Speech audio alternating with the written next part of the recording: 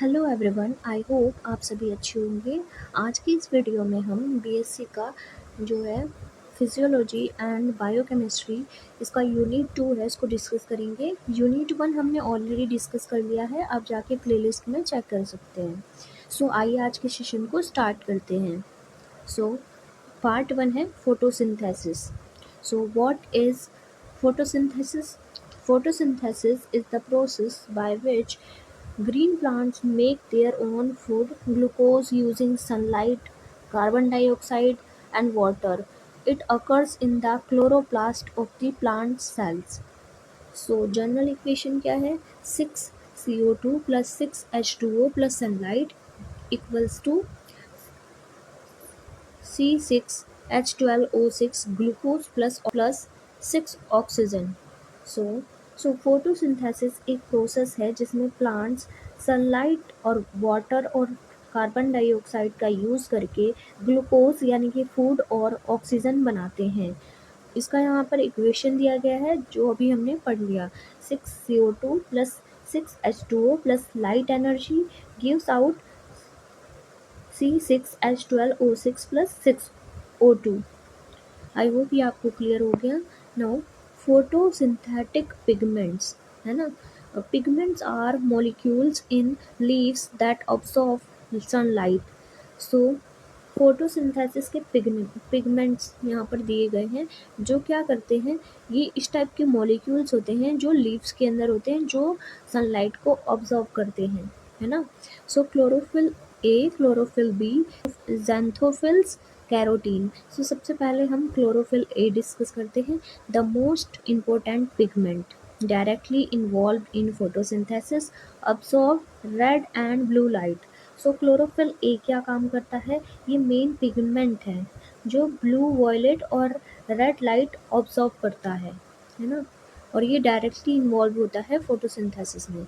Second point है chlorophyll B helps chlorophyll A by absorbing different high wavelengths. So chlorophyll B का काम है accessory pigments like light energy accessory pigments light observe करके chlorophyll A को energy देता है। किसको एनर्जी देता है? ये क्लोरोफिल ए को ये एनर्जी देता है। कौन? क्लोरोफिल बी क्लोरोफिल ए को एनर्जी देता है। Now xanthophylls yellow pigments that protects plants from extra sunlight. So xanthophylls क्या होते हैं? So student, xanthophylls yellow pigments excess light से प्रोटेक्शन देते हैं। क्या करते हैं? ये येलो पिगमेंट्स होते हैं जो एक्सेस लाइट से प्रोटेक्शन को देते हैं। Now carotene orange pigments also help in protection and absorbing light. So carotene का काम क्या है? ये ऑरेंज पिगमेंट्स होते हैं, ये एंटीऑक्सीडेंट का भी काम करते हैं, है ना। किसका काम करते हैं? ये हेल्प करते हैं प्रोटेक्शन में और सनलाइट को ऑब्जर्व करने में, और एंटीऑक्सीडेंट का भी काम करते हैं। Example, leaves look green because of chlorophyll A which reflects green light. So example में हम पढ़ते हैं लीव्स का ग्रीन कलर क्लोरोफिल ए के कारण होता है। किसकी वजह से होता है लीव्स का ग्रीन कलर? तो वो क्लोरोफिल ए की वजह से होता है। आई होप ये आपको क्लियर हो गया। So second point, photosystem 1 and photosystem 2। So इसको डिस्कस करते हैं। Both are light absorbing units in the thylakoid membrane of the chloroplast.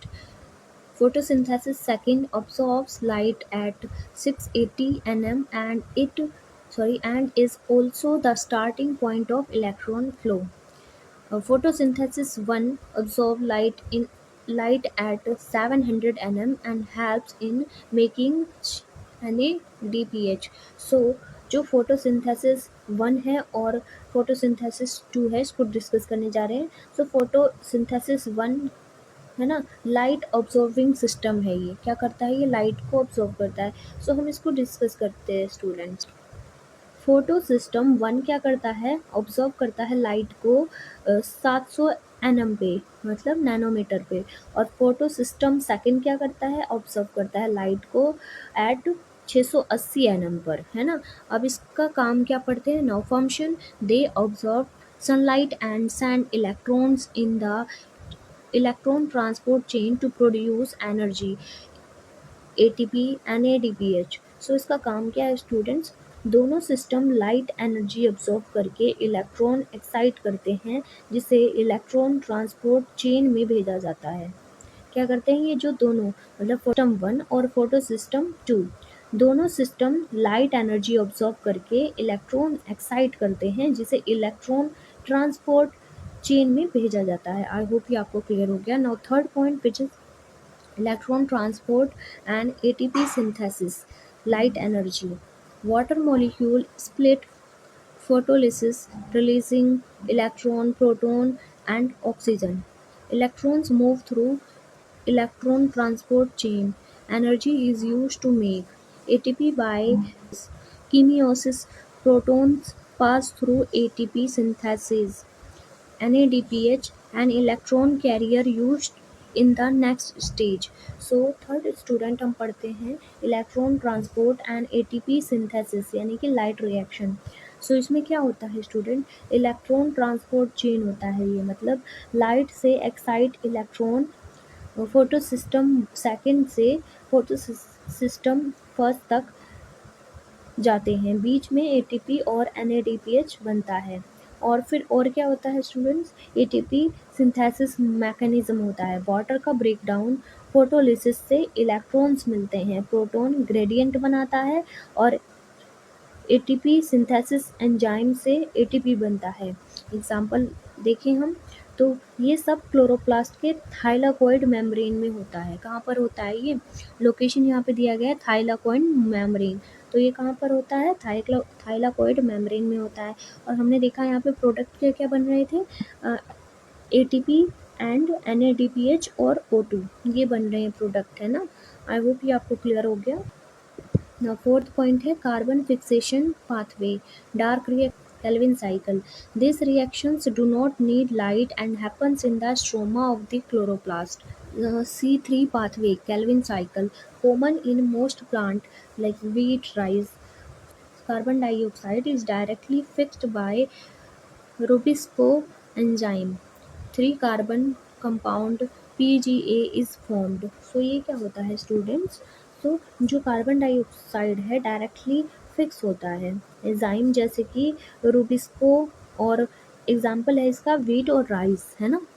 तो C4 साइकिल, C4 पाथवे, इसको डिस्कस करते हैं। Seen in maize, sugarcane, first stable product is a 4 carbon compound oxacetate, more efficient in hot and dry climates, avoids photorespiration।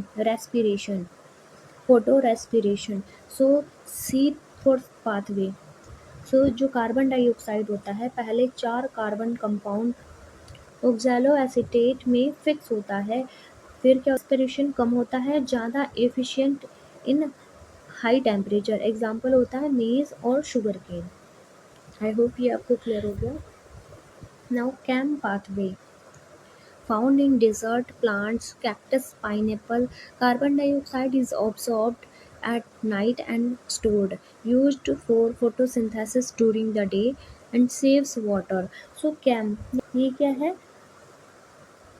So carbon dioxide रात में observed होता है, दिन में use होता है। मतलब जो कार्बन डाइऑक्साइड होता है वो क्या होता है? रात में ऑब्जर्व होता है और दिन में उसका यूज होता है।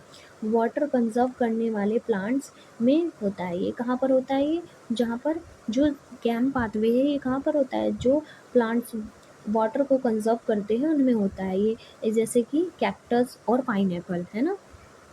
Now photo respiration, wasteful process. In some cases, the enzymes Rubisco binds with O2 instead of CO2. This leads to loss of energy and no sugar production, common in C3 plants in hot, dry condition। So fifth point में students क्या हो रहा है? जब rubisco enzyme oxygen के साथ react करता है, कहाँ पर? कार्बन डाइऑक्साइड की जगह पे, इस प्रोसेस में एनर्जी वेस्ट होती है, मेनली C3 प्लांट्स में होती है ये। आई होप ये क्लियर हो गया। Now part 2, respiration. सो इसको डिस्कस करते हैं।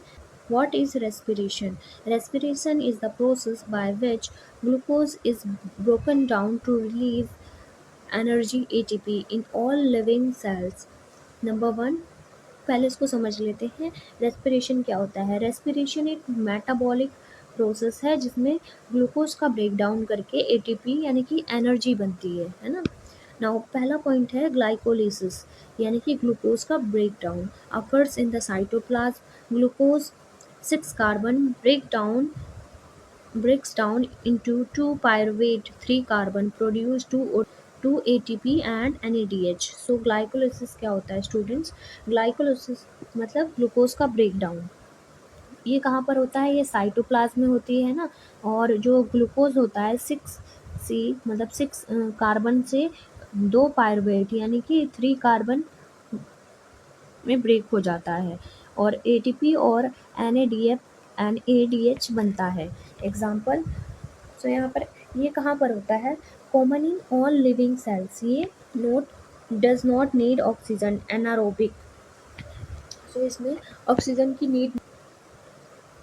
सो नाउ स्टूडेंट, सेकेंड पॉइंट है एनारोबिक रेस्पिरेशन यानी कि no oxygen takes place in absence of oxygen. Pyruvate is converted to ethanol plus carbon dioxide in yeast, alcoholic fermentation, lactic acid in muscle cells during intense exercise। So student, जो second point है anaerobic respiration, ये कैसे होता है? Without oxygen. सो ये कहाँ पर होती है? ये होती है जब ऑक्सीजन नहीं होता है। पायरुवेट जो होता है कन्वर्ट हो जाता है किसमें? अल्कोहल या फिर लैक्टिक एसिड, है ना। और लेस एनर्जी मिलती है यहाँ पर, है ना। एग्जाम्पल आप समझ सकते हैं ईस्ट और क्या है? ह्यूमन मसल्स, जो यहाँ पर हमें ऑलरेडी मेंशन है। तो ईस्ट में क्या होता है? अल्कोहल बनता है। कैसे बनता है? इथेनॉल फर्मेंटेशन से, है ना। और ह्यूमन मसल्स का एग्जाम्पल हमने देखा, तो इसमें क्या होता है? लैक्टिक एसिड बनता है ड्यूरिंग इंटेंस एक्सरसाइज। जब आप एक्सरसाइज करते हैं तब क्या होता है? जब तब वो लैक्टिक एसिड बनता है। Now produce very less ATP. ये क्या करता है? ये बहुत मतलब कम एटीपी को प्रोड्यूस करता है। एटीपी क्या होता है स्टूडेंट? एडेनोसिन ट्राइफॉस्फेट, है ना। नाउ थर्ड पॉइंट है टीसीए साइकिल, क्रैब साइकिल और सिट्रिक एसिड साइकिल। जो टीसीए साइकिल है इसको हम क्या क्या बोलते हैं? क्रैब साइकिल और सिट्रिक एसिड साइकिल भी बोलते हैं। Occurs in the mitochondria. Pyruvate is converting to acetyl CoA and enters the cycle, produces carbon dioxide, NADH and FADH2 electron carriers और ATP। तो ये क्या होता है TCA cycle students? TCA cycle को हम क्रैब साइकिल भी बोलते हैं, है ना। और सिट्रिक एसिड साइकिल भी बोलते हैं। ये कहाँ पर होता है? ये माइटोकॉन्ड्रिया के अंदर होता है, जहाँ पर क्या होता है? पायरुवेट जो होता है वो कन्वर्ट हो जाता है एसिटाइल CoA और एंटर कर क्या होता है? फिर साइकिल चलता है। नेक्स्ट है कि ये प्रोड्यूस क्या क्या करता है? CO2 और NADH, FADH2 और ATP बनते हैं यहाँ पर, है ना। Purpose to collect high energy electron. इस वजह से इस पर्पस की वजह से साइकिल, ये टीसीए साइकिल होता है।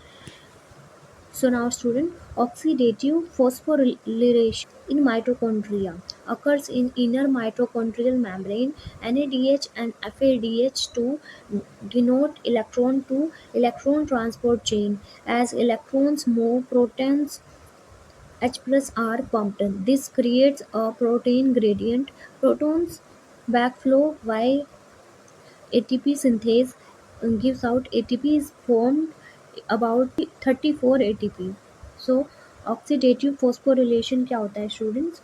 NADH और FADH2 से इलेक्ट्रॉन्स ट्रांसपोर्ट चेन चलता है, प्रोटॉन ग्रेडियंट बनते हैं, ATP सिंथेस से मैक्सिमम ATP बनता है जो कि है 34 ATP के अप्रॉक्स, है ना। Oxygen is the final electron acceptor, combines with H plus to form water।